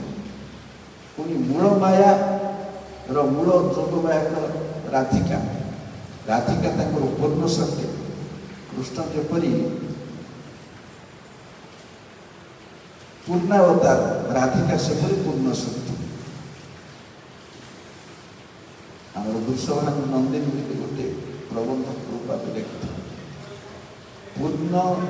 ପୂର୍ଣ୍ଣିମା ସ୍ୱରୂପ କୃଷ୍ଣଙ୍କର, ପୂର୍ଣ୍ଣଚନ୍ଦ୍ର କୃଷ୍ଣଙ୍କର ପୂର୍ଣ୍ଣିମା ସ୍ୱରୂପିଣୀ ରାଧା। ଇଏ ଯଦି ଆଦି ବିଷ୍ଣୁ, ସେ ଆଦି ଲକ୍ଷ୍ମୀ। ତେଣୁ ପ୍ରଥମ ମୂଳ ଶକ୍ତି ହେଉଛନ୍ତି ରାଧିକା। କାହିଁକି ନା ଇଏ ମୂଳ ଦୁର୍ଗା ତାଙ୍କର ଅଂଶ। ରାଧା ନିଜକୁ 5 ଭାଗରେ ବିସ୍ତାର କରନ୍ତି। ରାଧା, ଲକ୍ଷ୍ମୀ, ଦୁର୍ଗା, ସାବିତ୍ରୀ। ଲକ୍ଷ୍ମୀ, ଦୁର୍ଗା, ସାବିତ୍ରୀ।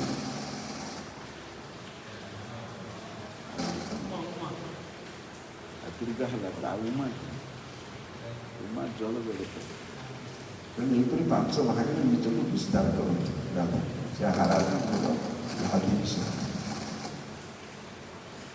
ଏହିପରି କଥୋପକଥନ ପରେ ରାତ୍ରି ଅଧିକ ହେବାରୁ ବାବାଜୀ ମହାଶଙ୍କର ଆଜ୍ଞା ପାଇ ତାଙ୍କୁ ଦଣ୍ଡବତ କରି ବ୍ରଜନାଥ ପରମାନନ୍ଦ ସହକାରେ ବିଲ୍ଲ ପୁଷ୍କରିଣୀ ଗ୍ରାମସ୍ଥିତ ସ୍ୱଗୃହକୁ ପ୍ରତ୍ୟାବର୍ତ୍ତନ କଲେ। ରାତ୍ରି ବହୁତ ହେଲାଣି, ଚଲ ଏଠି ବନ୍ଦ କରିଦେଲେ। ଏଇଟା 4 ଶ୍ଲୋକ ସରିବ। ହେଲେ ବ୍ରଜନାଥର ସବୁଦିନେ ଇଏ ହରିକଥା ଶୁଣିବାକୁ ଯାଆନ୍ତି। ଧୀରେ ଧୀରେ କାର୍ଯ୍ୟକ୍ରମ ବ୍ୟବହାର ପରିବର୍ତ୍ତନ ଆସୁଛି, କାହିଁକି ସେଗୁଡ଼ାକ କାମ ଦେଉଛି ପରିବାର ନିଜର ଅଭଦ୍ରକୁ ନାଶ କରେ। ଦେଖିଲେ ଜଣଙ୍କର ଅଭଦ୍ରାମୀ ଅର୍ଥାତ୍ ସଂସାର ଗତି ନଷ୍ଟ ହେଇ ଚିନ୍ମୟ ସ୍ଥିତି ବୃଦ୍ଧି ପାଉଛି। ତେଣୁ ଘରର ଲୋକେ ସବୁ ପ୍ରମାଦ କରନ୍ତି। ବ୍ରଜନାଥର ଯେତେବେଳେ ଚିନ୍ତା ବ୍ୟବହାର ସବୁ ବଦଳିଲା, ଘର ଲୋକେ ଚିନ୍ତା ହେଲା। ହେଲେ ତାଙ୍କର ପିତାମହୀ ଜେଜେମା ତାଙ୍କର ବିବାହ ପାଇଁ ସ୍ଥିର କଲେ। ବ୍ରଜନାଥ ସେ ସମସ୍ତ କଥାରେ କର୍ଣ୍ଣପାତ ନ କରି ଦିବାନିଶି ବାବାଜୀ ମହାଜନତାକୁ ଶ୍ରବଣ କରିବା ତତ୍ତ୍ୱ ସମୂହ ଆଲୋଚନା କରନ୍ତି। ବିଷୟ ସକଳ ହୃଦୟଙ୍ଗମ କରିବା ପରେ ପୁନଶ୍ଚ ନୂତନ ଅମୃତମୟ ଉପଦେଶ ଶ୍ରବଣ କରିବି ଏହିପରି ମନେକରି ଆନନ୍ଦର ସହିତ ଶିବାସ ଅଙ୍ଗନକୁ ଗମନ କରନ୍ତି। ଶ୍ରୋତାର ଏଇଭଳି ଯୋଗ୍ୟତା ହେବାକୁ ହବ। ଏଇଟା ସରିଲା, ଆହୁରି ଆନନ୍ଦ କ'ଣ ଶିଖିବା? ଉତ୍ତରୋତ୍ତର କୁହାଯାଇଛି ପୁରା ଶାସ୍ତ୍ରରେ, ଲୋଭୀ ବେପାରୀ ଲୋଭୀ ବ୍ୟବସାୟୀ ଭଳିଆ ଭକ୍ତ ହେବାକୁ ହବ। ଲୋଭୀ ବ୍ୟବସାୟୀ 10 ପୁରୁଷ 20 ପୁରୁଷ ପର୍ଯ୍ୟନ୍ତ ଧନ ଅର୍ଜନ କଲେ ରିଟାୟାରମେଣ୍ଟ ହୁଏ କେବେ? ଆହୁରି ଅଜିବି ସେ ଦିନ ରାତି ମୁଣ୍ଡ ଝାଳ ତୁଣ୍ଡରେ ମାରି 7 ସମୁଦ୍ର 13 ନଈ ଡେଇଁ ଖାଲି ଧନ ଅର୍ଜନ କରିବାରେ ଲାଗେ। କିଏ ଖାଉ କି ମରୁ କି ନଷ୍ଟ ହୁଏ। ସେମିତି ହରିଭକ୍ତ ସୀମିତ ଭକ୍ତିରେ ସନ୍ତୁଷ୍ଟ ହେବାକୁ ହବନି। ଏଠିକି ଶୁଣି କାଲିକି ଆଉ ଟିକେ କ'ଣ ଯିବ, ଆଉ କ'ଣ ହେବ? ସେଇଟାକୁ ସେ ମନ ଶ୍ରବଣ ଶ୍ରୋତା ମନନ ନ କଲେ ଗୋଟେ ଜିନିଷ ହେବନି କେବେ। ଏଟାକୁ ମନନ କରି ଚିନ୍ତା କରିବାକୁ ହେବ। ସେ ଭିତରେ ଲୀନ ହେବାକୁ ହେବ ବୋଲି ସେ ହରି କଥା ତାକୁ ଗ୍ରାସ କରିବ। ଆଉ ଶୁଣିଦେଲେ ଛାଡ଼ିଦେଲେ ପଡ଼ିଲା ଟାଇମ୍ ପାସ୍ ମାଇଣ୍ଡ ଫ୍ରି। ଏଗୁଡ଼ାକ କଳିର ପୂଜାରୀ।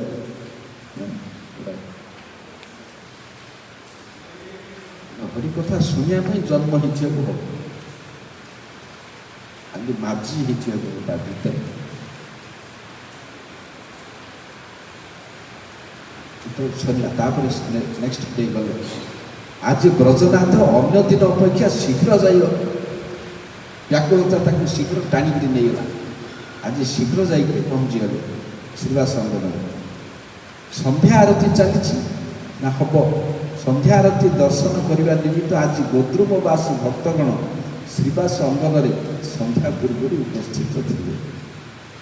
ଏଗୁଡ଼ା ନାଟକୀୟ ସ୍ଥଳରେ ଏମିତି ଲେଖି ଜୀବକୁ କ୍ଳାନ୍ତି ଯେମିତି ନ ହେବ। ପାଠ ପଢ଼ୁ ସବୁ ତ ଦେଇଥିଲେ, ତା ପଛକୁ ଗୀତା ଭଳିଆ ଗେଜି ଦେଇଥାନ୍ତି। କିନ୍ତୁ ଭିତରେ ଟିକେ ମଧ୍ୟସ୍ଥି ଭିତରେ ଗୋଟେ ପୁରୁଛନ୍ତି କରିକି ଗ୍ରନ୍ଥଟାକୁ ଆଉ ଥରେ ଯୋଖୁଛନ୍ତି କେମିତି ଜୀବର ମସ୍ତିଷ୍କଟା ହାଲୁକା ହେବ। ପାଠ ସୁନ୍ଦର ହେଇଛି। ପ୍ରେମଦାସ ପରମହଂସ ବାବାଜୀ ବୈଷ୍ଣବ ଦାସ ଅଦ୍ୱୈତ ଦାସ ଆଜି ସକାଳେ ଆରତୀ ମଣ୍ଡପରେ ବସିଥିଲେ। ବ୍ରଜନାଥ ଶ୍ରୀ ଗୋଦ୍ରୁମବାସୀ ବୈଷ୍ଣବମାନଙ୍କର ଭାବ ଦେଖି ମନେ ମନେ ଭାବିଲେ, ମୁଁ ଶୀଘ୍ର ଏମାନଙ୍କର ସଙ୍ଗ ଲାଭ କରି କୃତାର୍ଥ ହେବି। ବ୍ରଜନାଥଙ୍କର ସୁନମ୍ର ମୁଖଶ୍ରୀ ଏବଂ ଭକ୍ତିମୟୀ ମୂର୍ତ୍ତି ଦେଖି ସେମାନେ ସମସ୍ତେ ତାଙ୍କୁ ଆଶୀର୍ବାଦ କଲେ। ଅଳ୍ପ ସମୟ ପରେ ଦକ୍ଷିଣ ଅଭିମୁଖେ ଶ୍ରୀ ଗୋଦ୍ରୁମ ଯାତ୍ରା କରନ୍ତେ ବୃଦ୍ଧ ବାବାଜୀ ମହାଶୟ ଦେଖିଲେ ଯେ ବ୍ରଜନାଥଙ୍କ ଚକ୍ଷୁରୁ ଅଶ୍ରୁଧାରା ନିରନ୍ତର ବୋହିବାରେ ଲାଗିଛି। ରଘୁନାଥ ଦାସ ବାବାଜୀ ମହାଜନଙ୍କର କି ଏକ ଅପୂର୍ବ ସ୍ନେହ ବ୍ରଜନାଥ ପ୍ରତି ହୋଇଯାଇଛି। ଆରତୀ ସରିଲା, ଗୋଦ୍ରୁମର ସବୁ ବାବାଜୀ ଆସିଥିଲେ, ଆଉ ଲୋକେ ଆଇଥିଲେ। ଆରତୀ ସରିଲା, ଯିଏ ଯୁଆଡ଼େ ପଳେଇଲା ପରେ ଏ ଶ୍ରୀବାସ ଅଙ୍ଗନରେ ବାବାଜୀ ମହାରାଜ ରହିଲେ, ଇଏ ରହିଲେ, ବର୍ତ୍ତମାନ କଥା ହେବ ସରିଲା ପରେ ଆରତି। ସେତେବେଳେ ଦେଖିଲି ଯେ ବ୍ରଜନାଥ କାନ୍ଦିବାରେ ଲାଗିଛନ୍ତି, ଆଖିରୁ ଲୁହ ବହୁଛି। କାହିଁକି ନା ବାବାଜୀ ମହାରାଜଙ୍କ ତ ଚିରନ୍ତନ ଶ୍ରୋତା, ପୁଣି ତାଙ୍କ ରଘୁନାଥ ବାବାଜୀ ମହାରାଜଙ୍କର ଏ ବ୍ରଜନାଥ ପ୍ରତି ଗୋଟେ ଅହେତୁକି ପ୍ରୀତି, ଭକ୍ତି, ଆସକ୍ତି ଜାତ ହେଇଯାଇଛି। ତାପରେ ପଚାରିଲେ, ବାବା ତୁମେ କାହିଁକି ରୋଦନ କରୁଛ? ବ୍ରଜନାଥ ବିନୀତ ଭାବରେ କହିଲେ, ପ୍ରଭୁ ଆପଣଙ୍କର ମଧୁର ଉପଦେଶ ଓ ସଙ୍ଗ ବଳରେ ମୋର ଚିତ୍ତ ବିକଳ ହେଉଛି। ଏହି ସଂସାର ଅସାର ପ୍ରତୀତ ହେଉଛି। ଶ୍ରୀ ଗୌରପଦ ଆଶ୍ରୟ କରିବା ପାଇଁ ହୃଦୟ ନିତାନ୍ତ ବ୍ୟାକୁଳ ହେଉଛି।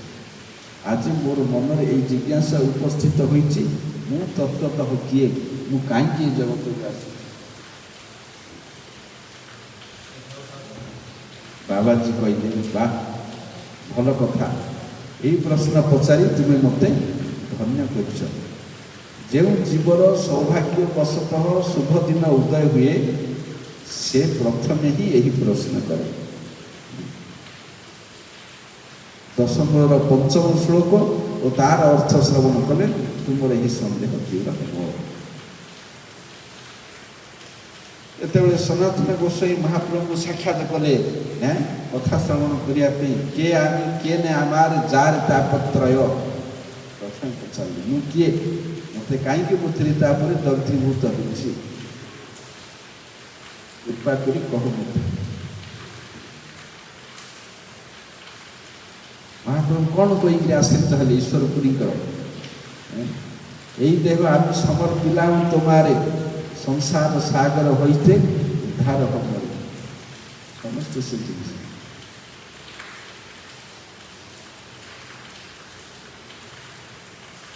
ଆଉ ଗୀତାରେ ଦେଇଛନ୍ତି 4th ଅଧ୍ୟାୟରେ, ପ୍ରତିବିଧି ପ୍ରଣିପାତେନ ପରିପ୍ରଶ୍ନେନ ସେବା। ପରିପ୍ରଶ୍ନ କ'ଣ? ପ୍ରଣିପାତ, ସାରେଣ୍ଡର, ଅନକଣ୍ଡିସନାଲ ସାରେଣ୍ଡର ଗୁରୁ ପାଖରେ, ନିଃସର୍ତ୍ତ ଶରଣାଗତି। ଉତ୍ତର ପରିପ୍ରଶ୍ନ, ପ୍ରଶ୍ନ ବୋଲେ କ'ଣ ସେଠି? ଏ ଶ୍ଲୋକରେ ଶଙ୍କର ଭାଷ୍ୟରେ ଶଙ୍କର କହୁଛନ୍ତି,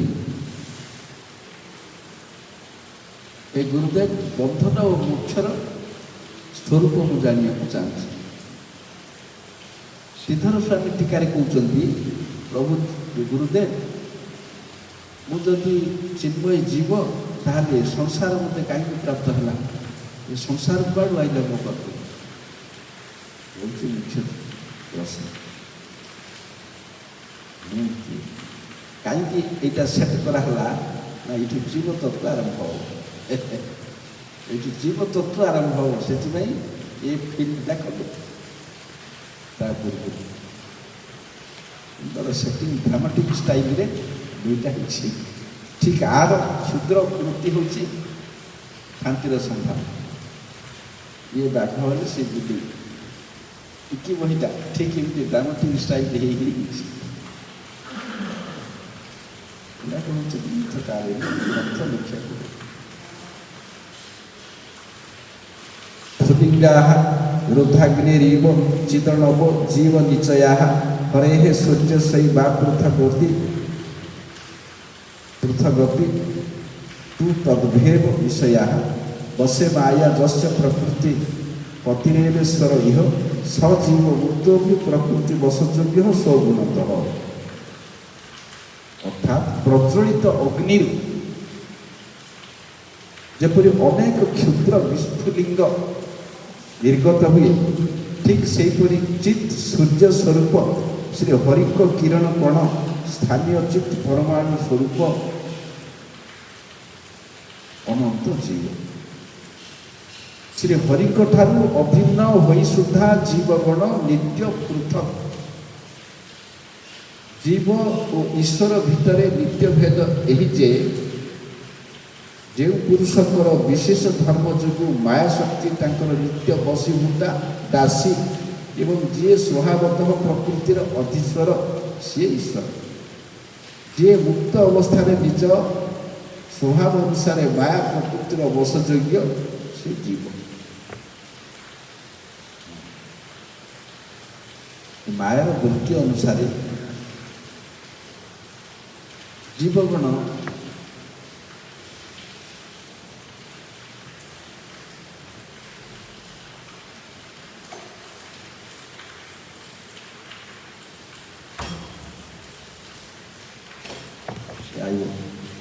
ବୃହଦାରଣ୍ୟକ ଉପନିଷଦରେ ମଧ୍ୟ ଦିଆଯାଇଛି। ସ୍ଫୁଲିଙ୍ଗ ତାର ପ୍ରମାଣ ଅନ୍ୟାନ୍ୟ ଗ୍ରନ୍ଥରେ ଅଛି। ଭଗବାନ ପରମ ଚୈତନ୍ୟ, ମୂଳ ଚୈତନ୍ୟ, ବିଭୁ ଚେତନ, କିନ୍ତୁ ଜୀବଗଣ ସ୍ଫୁଲିଙ୍ଗ ହେତୁ ଅଣଚୈତନ୍ୟ। ଭଗବାନ ନିଜକୁ ଦୁଇ ପ୍ରକାର ବିସ୍ତାର କରନ୍ତି। ଗୋଟେ ହେଉଛି ବିଷ୍ଣୁ ତତ୍ତ୍ୱ ରୂପରେ, ଆଉ ଗୋଟେ ଜୀବ ତତ୍ତ୍ୱ ରୂପରେ। ଗୋଟେ ଦୀପରୁ ଅନେକ ଦୀପ ଜଳିଲା, ବ୍ରହ୍ମ ସହିତ ଦୀପାଚିରେ ବହି ଦଶାନ୍ତର ମଧୁପେତ ଦୀପାରତି ବିବୃତ ହେତୁ ସମାନ ଧର୍ମ। ଏଇଟା ବିଷ୍ଣୁ ତତ୍ତ୍ୱ, ସେଟା ହେଉଛି ସ୍ୱାଂଶ ବା ପ୍ରତ୍ୟକ୍ଷାଂଶ। ଇଏ ସବୁ ସ୍ପାର୍କିଂ ସ୍ଫୁଲିଙ୍ଗ ଯୋଉଗୁଡ଼ାକ, ଇଏ ହେଉଛି ବିସ୍ତୃତାଂଶ, ସେଇଟା ସ୍ୱାଂଶ ନିଜର ଅଂଶ, ସେମାନେ ପରମ ତତ୍ତ୍ୱ। ଏ ସ୍ଫୁଲିଙ୍ଗ ପାର୍ଟିକିଲ୍ ଯାକ ସ୍ପାର୍କିଂ ଯେତେ, ଏଗୁଡ଼ାକ ହେଉଛି ଜୀବ ତତ୍ତ୍ୱ।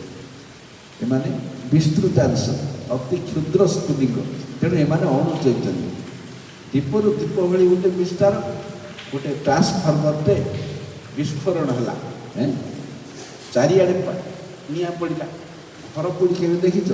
ଘର ପୋଡ଼ି ଜଳୁଥିବ, ସବୁ ବାଉଁଶ ଥିବ, ଫାଟିକି ଠୁକ୍ ଠାଳ ହେଇକିରି ନିଆଁ ଚାରିଆଡ଼େ ପଡ଼ୁଥିବ, ଏଗୁଡ଼ାକ ସବୁ ସ୍ଫୁଲିଙ୍ଗ।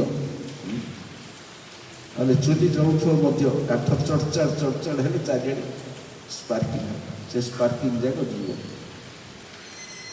ଇଏ ବିସ୍ତାର ଅଲଗା, ସେ ବିସ୍ତାର ଅଲଗା। ସେଇଟା ନିଜର ସ୍ୱରୂପ ଶକ୍ତି ଦ୍ୱାରା, ଏଇଟା ତଟସ୍ଥ ଶକ୍ତି ଦ୍ୱାରା। ତେଣୁ ଜୀବଗଣ ଅତି ଅନୁସ୍ୱାଧୀନ। ସେଥିପାଇଁ ଆତ୍ମାର ସ୍ୱରୂପ କୁହାହେଇଛି। ଆତ୍ମାଟା କେତେ? ଗୋଟିଏ କେଶାଗ୍ରର 10,000 ଭାଗରୁ ଭାଗେ। ଏଇଟା ସାଂଖ୍ୟ ଯୋଗରେ ବର୍ଣ୍ଣନା କରାଯାଇଛି। କଠ ଉପନିଷଦ, ଭାଗବତ ଆଉ କଠ କି ଶ୍ଵେତାଶ୍ୱେତ ଦୁଇଟା ଆଗରେ ଦିଆହେଇଛି। ଗୋଟେ କେଶର ବାଳର ଅଗ, ବାଳର ଅଗଟାକୁ ଦୁଇ ଭାଗ କରିହେବ, ଦୁଇ ଭାଗ କରିହେବ। 10,000 ଭାଗ, ଏତେ ଛୋଟ ଆତ୍ମାର ସାଇଜ। କିନ୍ତୁ ଆତ୍ମା ଚିଦବସ୍ତୁ ହେତୁ ଗୋଟେ କୀଟକୁ ଚଲାଉଛି, ଗୋଟେ ହାତୀକୁ ମଧ୍ୟ ଚଲାଉଛି।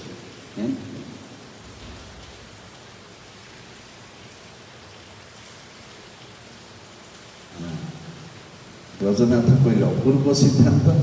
ଏହା ବିଷୟରେ ବେଦ ପ୍ରମାଣ ଜାଣିବାକୁ ଚାହୁଁଛି। ପ୍ରଭୁ ବାକ୍ୟ ବେଦ ସତ, ସେ ନିଜେ କହୁଛନ୍ତି ମହାପ୍ରଭୁଙ୍କର କଥା ବେଦ ଠିକ, କିନ୍ତୁ ଉପନିଷଦ ଭିତରେ ଏହାକୁ ଦେଖେଇଲେ ଲୋକେ ଏହାକୁ ପ୍ରଭୁ ବାକ୍ୟ ବୋଲି ସ୍ୱୀକାର କରିବାକୁ ବାଧ୍ୟ ହେବେ।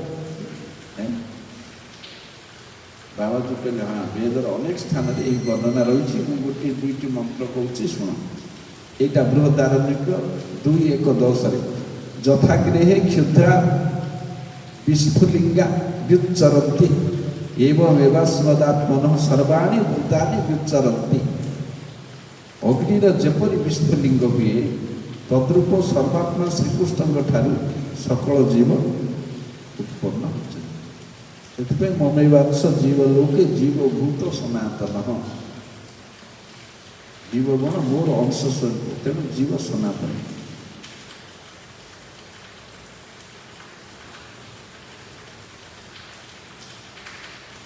ତାପରେ ଆଉ ଗୋଟେ ଜାଗାରେ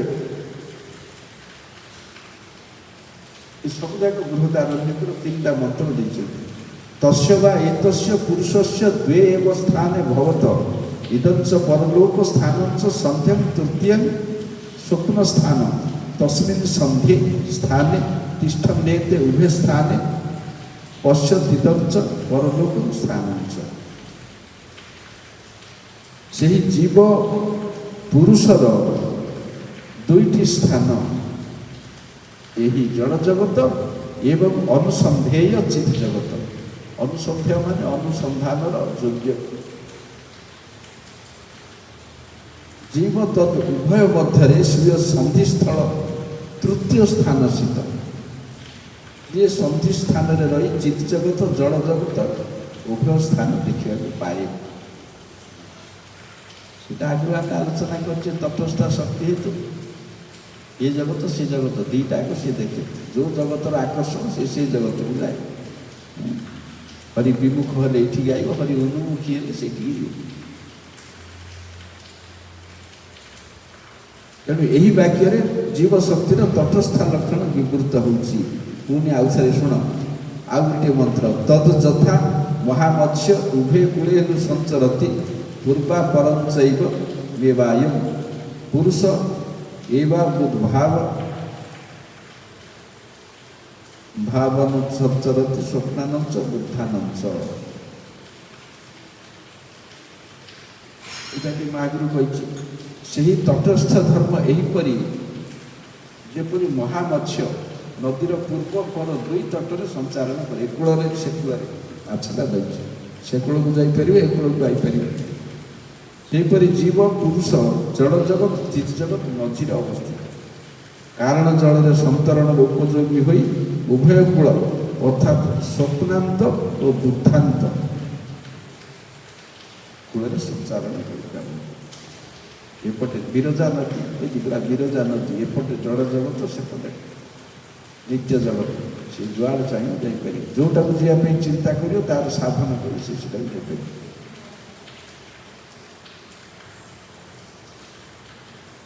ବ୍ରଜନାଥ ପଚାରିଲେ ତଟସ୍ଥା ଶକ୍ତି, ତଟସ୍ଥର ବୈଦାନ୍ତିକ ଅର୍ଥ କ'ଣ?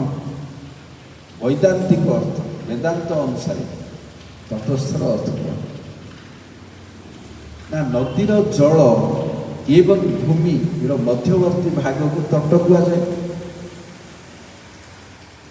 ନଦୀଟା କି ସମୁଦ୍ର କି ପୋଖରୀ, ଏ ପର୍ଯ୍ୟନ୍ତ ପାଣି ଅଛି, ଏ ପର୍ଯ୍ୟନ୍ତ ବାଲି ଅଛି, ଦୁଇଟା ଆକର ଧାରାଟା ସେଇଟା ହେଲା ତଟ। ଦୁଇଟା ଆକ ଯେଉଁଠି ମିଶିଛନ୍ତି, ଜଳର ସଂଲଗ୍ନ ସ୍ଥାନ ଭୂମି।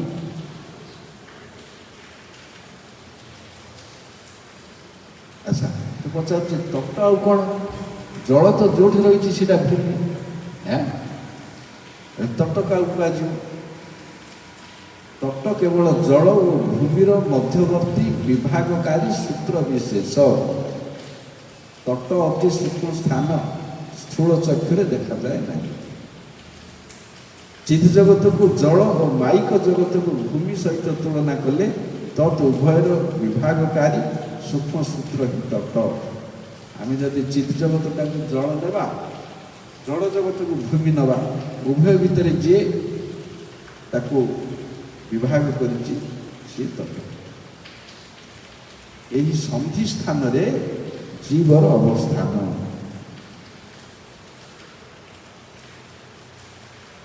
ସୂର୍ଯ୍ୟଙ୍କର କିରଣରେ ଯେପରି ପରମାଣୁ ସକଳ ଅବସ୍ଥାନ କରନ୍ତି, ସେହିପରି ଜୀବ ସକଳ ଭଗବାନଙ୍କ ଠାରେ ଅବସ୍ଥିତ।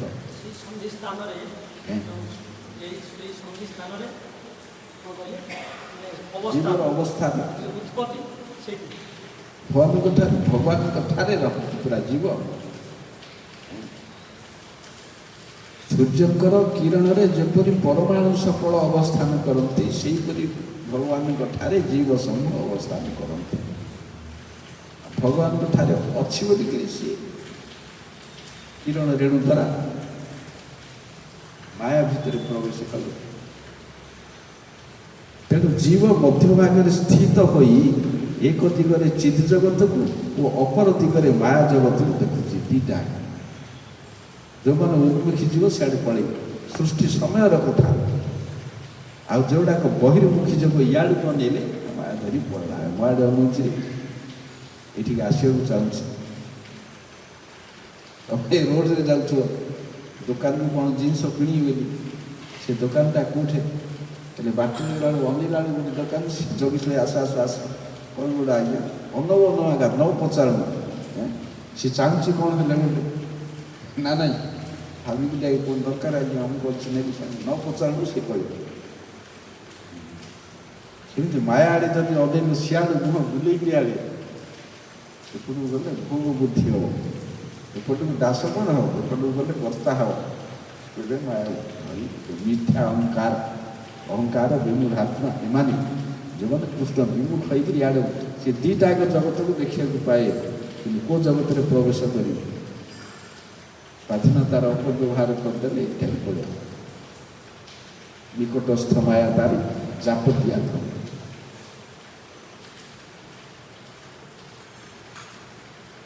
ଭଗବାନଙ୍କର ଚିତ୍ ଶକ୍ତି ଯେପରି ଅସୀମ, ମାୟା ଶକ୍ତି ମଧ୍ୟ ସେପରି ପ୍ରଚଣ୍ଡ।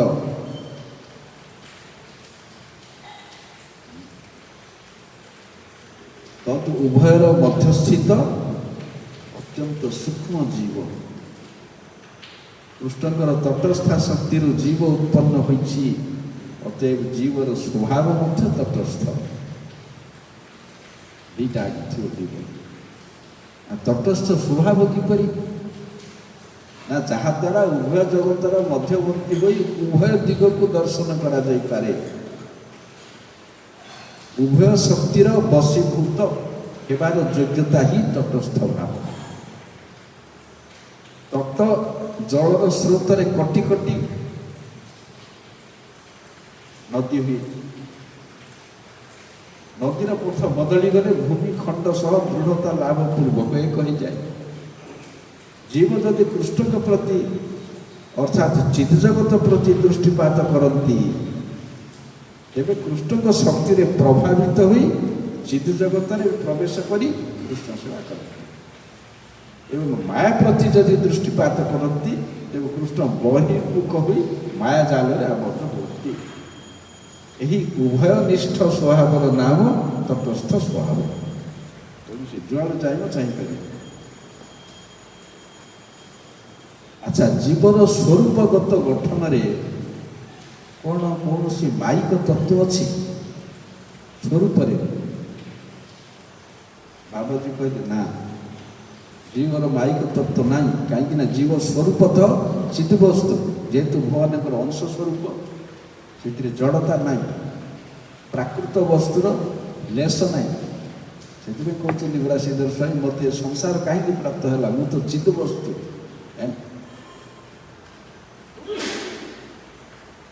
ନା, ଜୀବ ଚିଦ୍ବସ୍ତୁରେ ଗଠିତ, ନିତାନ୍ତ ଅଣୁସ୍ୱରୂପ ହେବା କାରଣରୁ ଚିତ୍ବଳର ଅଭାବରେ ମାୟା ଦ୍ୱାରା ପରାଜିତ ଅର୍ଥାତ୍ ଆଚ୍ଛାଦିତ ହେବା ଯୋଗ୍ୟ। ଜୀବର ସତ୍ତାରେ ମାୟାର ଗନ୍ଧ ନାହିଁ। ଗୋଟେ ସବଳ ବ୍ୟକ୍ତି ଆଉ ଗୋଟେ ଦୁର୍ବଳ ବ୍ୟକ୍ତି। ଦୁର୍ବଳ ବ୍ୟକ୍ତିଟା ବାରମ୍ବାର ରୋଗଗ୍ରସ୍ତ ହେଉଛି। କାହିଁକି? ତାର ଭାଇଟାଲ ଫୋର୍ସ ନାହିଁ କି ଇମ୍ୟୁନିଟି ପାୱାର ନାହିଁ।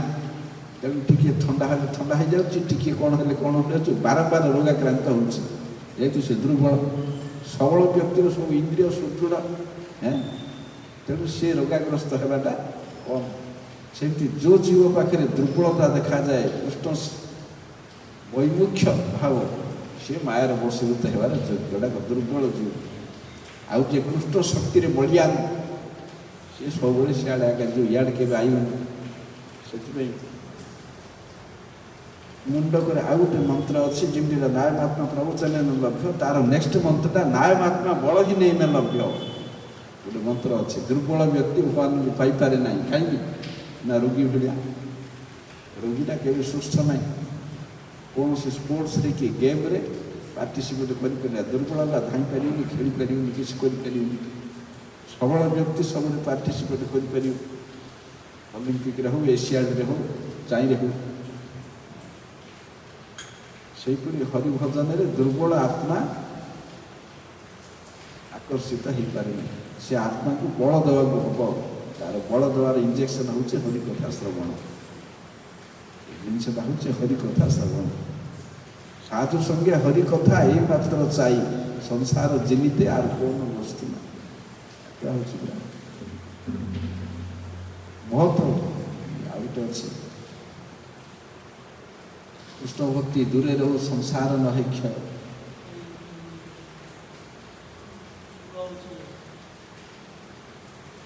ତେଣୁ ହରିକଥା ନ ଶୁଣିଲେ, ସାଧୁ ସଙ୍ଗ ନହେଲେ ସଂସାର କ୍ଷୟ ହେବନି, କର୍ମ କ୍ଷୟ ଆଗେ ତାର ହେବନି। ଆଉ କୃଷ୍ଣ ପ୍ରାପ୍ତି ତ ସେ ଆକାଶ କୁସୁମ। କେତେ ଖଟିଲେ, କେତେ କ'ଣ କଲେ, କେତେ ମୁଣ୍ଡ ବାଡ଼ିଲେ ହେବନି କିଛି। ଦୁର୍ବଳ ହେଲା ଯେଉଁ ଜୀବ, ଦୁର୍ବଳ ସ୍ୱତନ୍ତ୍ରତାଟା ହଁ ଦୁର୍ବଳ କାହିଁ ହେଲା? ଆଉ ସେ କହିବେ ତାର ନେକ୍ସଟ ଟିକେ ଟିକେ ଯାଉଛି ପୁରା ସେଥିପାଇଁ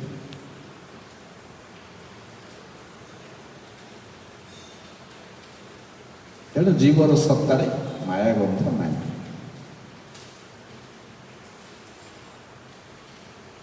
ହଁ ତେଣୁ ବ୍ରଜନାଥ ଶିକ୍ଷିତ ବ୍ୟକ୍ତି, ତେଣୁ କହୁଛନ୍ତି ମୋର ଅଧ୍ୟାପକଙ୍କ ଠାରୁ ମୁଁ ଶୁଣିଥିଲି ବ୍ରହ୍ମଙ୍କର ଚିତ୍ ଖଣ୍ଡ ମାୟା ଦ୍ୱାରା ଆବୃତ ହୋଇ ଜୀବ ହୋଇଛି। ବ୍ରହ୍ମଙ୍କର ଚିତ୍ ଖଣ୍ଡ ମାୟା ଦ୍ୱାରା ଆବୃତ ହୋଇକରି ଜୀବ ହୋଇଛି। ଆକାଶ ଯେପରି ସର୍ବଦା ମହାକାଶ, କିନ୍ତୁ ଆବୃତ ହେଲେ ଘଟାକାଶ ହୁଏ। ଜୀବ ସେହିପରି ସ୍ୱଭାବତଃ ବ୍ରହ୍ମ, ଏହି ବ୍ରହ୍ମ ହିଁ ମାୟା ଦ୍ୱାରା ଆବୃତ ହୋଇ ଜୀବ ଅଭିମାନ କରେ। ଏ ବିଚାରଟା କ'ଣ? ଏଇଟା ଅଧ୍ୟାପକ କଥା କାହିଁକି କହିଲେ? କେଉଁଠି ଅଦ୍ୱୈତ ଦର୍ଶନ ପଢ଼ିଛନ୍ତି ଜ୍ଞାନ ଯୋଗୁଁ କେଉଁଠି, ତେଣୁ ସେଇ କଥା କହିଲେ। ବାବାଜୀ କହିଲେ ବାବା ଏ ବିଚାର କେବଳ ମାୟାବାଦ। ବ୍ରହ୍ମ ବସ୍ତୁକୁ ମାୟା କିପରି ସ୍ପର୍ଶ କରେ? ବ୍ରହ୍ମ ଯଦି ଲୁପ୍ତ ଶକ୍ତି, ବ୍ରହ୍ମକୁ ଯଦି ଲୁପ୍ତ ଶକ୍ତି ମାନି ନିଆଯାଏ, ତେବେ ସୁଦ୍ଧା ଲୁପ୍ତ ଶକ୍ତି ସହିତ ମାୟା ସାନ୍ନିଧ୍ୟ କିପରି ହେବ? ଯେଉଁଠାରେ ମାୟା ଶକ୍ତି ଲୁପ୍ତ, ସେଠାରେ ମାୟାର କ୍ରିୟା କିପରି ସମ୍ଭବ ହେବ? ମାୟାର ଆବରଣରେ ବ୍ରହ୍ମଙ୍କର ଏପରି ଦୁର୍ଦ୍ଦଶା କେବେ ସମ୍ଭବ ନୁହେଁ। ଏଟା ଜୀବ ପାଖରେ ଦୁର୍ଦ୍ଦଶା। ଯଦି ବ୍ରହ୍ମଙ୍କର ପରାଶକ୍ତିକୁ ସ୍ୱୀକାର କରାଯାଏ, ତେବେ ମାୟା ଯାହା ଅତ୍ୟନ୍ତ ତୁଚ୍ଛ ଶକ୍ତି, ତାହା କିପରି ଚିତ୍ତ ଶକ୍ତିକୁ ପ୍ରଭାବିତ କରି ପରାଜୟ କରି ବ୍ରହ୍ମଙ୍କ ଠାରୁ ଜୀବ ସୃଷ୍ଟି କରିବ? ବ୍ରହ୍ମ ଅପରିମେୟ, ତାକୁ ଘଟାକାଶ ତୁଲ୍ୟ ଖଣ୍ଡ ଖଣ୍ଡ କିପରି କରାହେବ? ବ୍ରହ୍ମ ଉପରେ ମାୟାର କ୍ରିୟା ସ୍ୱୀକାର ଯୋଗ୍ୟ ନୁହେଁ। ଜୀବ ସୃଷ୍ଟିରେ ମାୟାର ଅଧିକାର ନାହିଁ। ଜୀବ ଅଣୁ ହେଲେ ସୁଦ୍ଧା ମାୟାର ପରତତ୍ତ୍ୱ। ହେଉଛି ଶଙ୍କର ବେଦାନ୍ତର କଥା।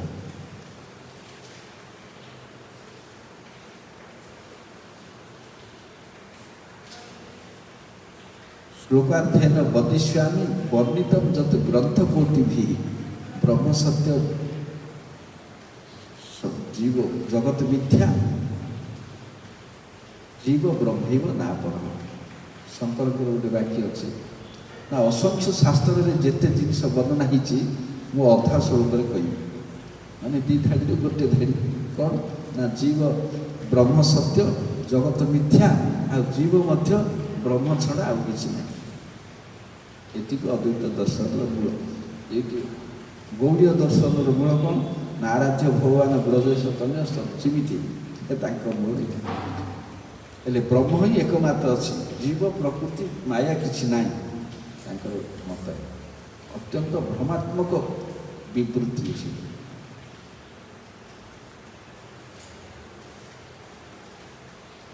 ଜୀବ ହିଁ ବ୍ରହ୍ମ, ବ୍ରହ୍ମ ଛଡ଼ା ଜୀବ କିଛି ନାହିଁ।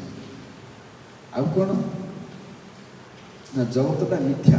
ବାସ୍ତବରେ ଯେମିତି ଗନ୍ଧର୍ବ ନଗର ମେଜିକ୍ ଦେଖୁଛି ସବୁ ଯାକ ମିଥ୍ୟା, ସେ ଜଗତଟା ମିଥ୍ୟା। ଜଗତର ସତ୍ୟତା ନାହିଁ, ନିତ୍ୟତା ନାହିଁ, ସତ୍ତା ନାହିଁ, ସେ କହିବା ଅର୍ଥ। ଦେଖ ଦୁଇଟା ଆଗ ଖାଲି ମୋ ଜ୍ଞାନରେ ମୁଁ କହୁଛି।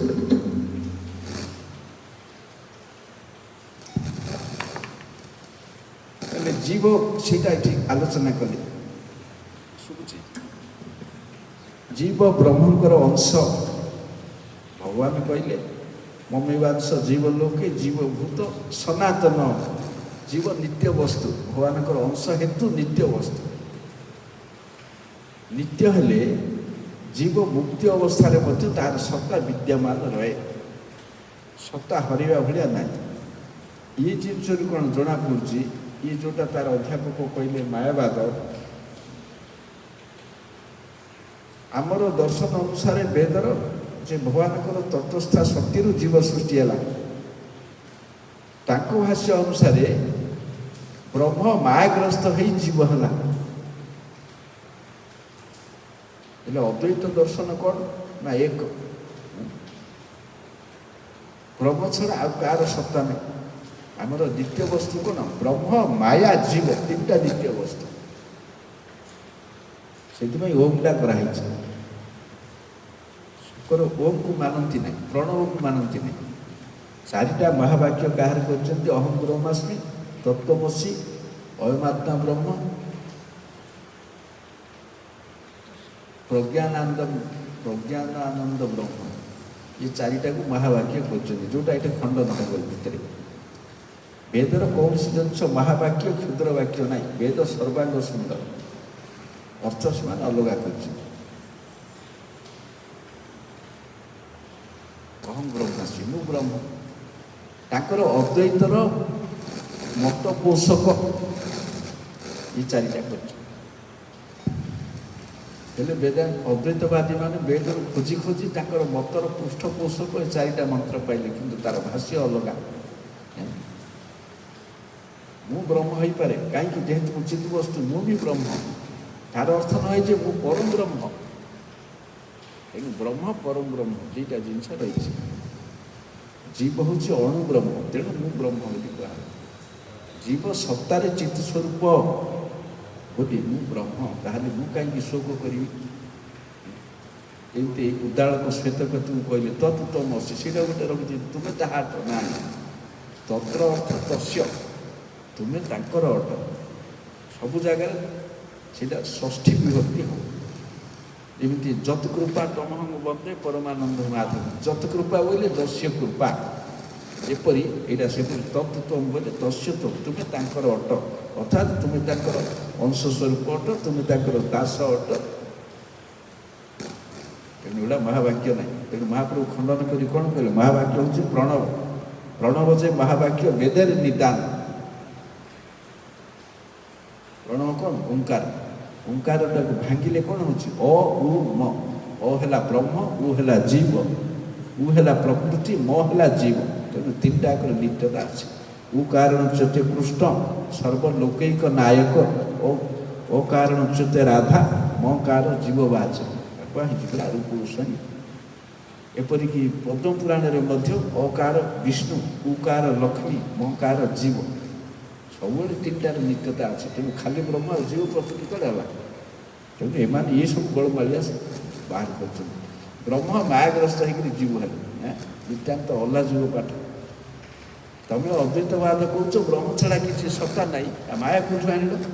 ତମ ତୁଣ୍ଡରେ ଆଗ ଦୁଇ ଖଣ୍ଡ ହେଇଗଲା, ଅଦ୍ୱୈତ ଗଲା। ଏ ମାୟା କୋଉଠୁ ଆଣିଲ? ଆଚ୍ଛା, ମାୟା ବ୍ରହ୍ମର ବାହାର ବସ୍ତୁ। ଯଦି ବ୍ରହ୍ମ ଛଡ଼ା କିଛି ନାହିଁ, ମାୟାକୁ କିଏ ସୃଷ୍ଟି କଲା? ଗଲା। ଦ୍ୱିତୀୟରେ ମାୟାଗ୍ରସ୍ତ ହେଇକିରି ବ୍ରହ୍ମ ଜୀବ ହେଲେ। ହେଲେ ବ୍ରହ୍ମ କେମିତି ମାୟାଗ୍ରସ୍ତ ହେଲେ? ମାୟା ଯଦି ବ୍ରହ୍ମକୁ ଆକ୍ରମଣ କଲା, ତାହେଲେ ମାୟା ବ୍ରହ୍ମଠୁ ବଡ଼ ବସ୍ତୁ। ମାୟା ବ୍ରହ୍ମଠୁ ବଡ଼ ବସ୍ତୁ ହେଲା। ଆଚ୍ଛା, ମାୟା ଯଦି ବ୍ରହ୍ମକୁ ବଶୀଭୂତ କଲା, ତାହେଲେ ବ୍ରହ୍ମର ଆଉ ନିତ୍ୟତ୍ୱ ନାହିଁ କିଛି। ସେ ବ୍ରହ୍ମ ଆଉ ବ୍ରହ୍ମ ହେଇକିରି ରହିଲା କି? ସେ ଗଲା। ଆଚ୍ଛା, ତାପରେ ବ୍ରହ୍ମ କି ପାପ କଲେ ଯେ ମାୟାଗ୍ରସ୍ତ ହେଲେ? ସେମିତି ଗୁଡ଼ାକ କିଛି ଭିତ୍ତି ନଥିବା ସପ୍ତାହୀନ ପାଠ।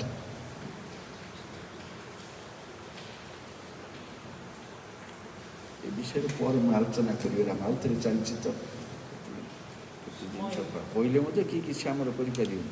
ଆଉ ସତ କଥା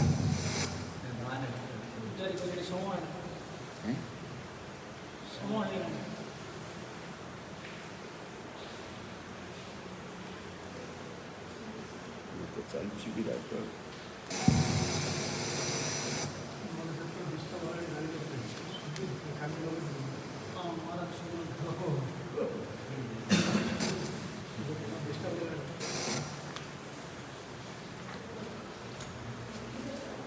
ଏଇଟା ବଡ଼ କଥା। ଏଇଟା ଏ ଜୀବ ଈଶ୍ୱର ଏ ତତ୍ତ୍ୱ ଅଦ୍ୱୈତବାଦ ସବୁ ଖଣ୍ଡନ ଚାଲିଛି 10 ପୃଷ୍ଠା ପଞ୍ଚାୟତରେ। ଖାଲି ଜୀବ ତତ୍ତ୍ୱ ଗୋଟେ ଚାଲିଛି। ଏ ପଞ୍ଚମ ଦଶମ ଏଇଟା ହେବ, ସେଇଟା ସ୍ୱୀକାର। ବୌଦ୍ଧବାଦକୁ କାଟିବା ପାଇଁ ତ ବ୍ୟବସ୍ଥା, ବୌଦ୍ଧବାଦକୁ କାଟିବା ପାଇଁ ଶଙ୍କରଙ୍କର ଯେଉଁ ଯୁକ୍ତି ଗୁଡ଼ାକ ସବୁ ବୌଦ୍ଧବାଦକୁ କାଟିବା ପାଇଁ, ଶୂନ୍ୟବାଦକୁ ଆରମ୍ଭ କଲେ ଲେଟ୍ ହେଇଯିବ।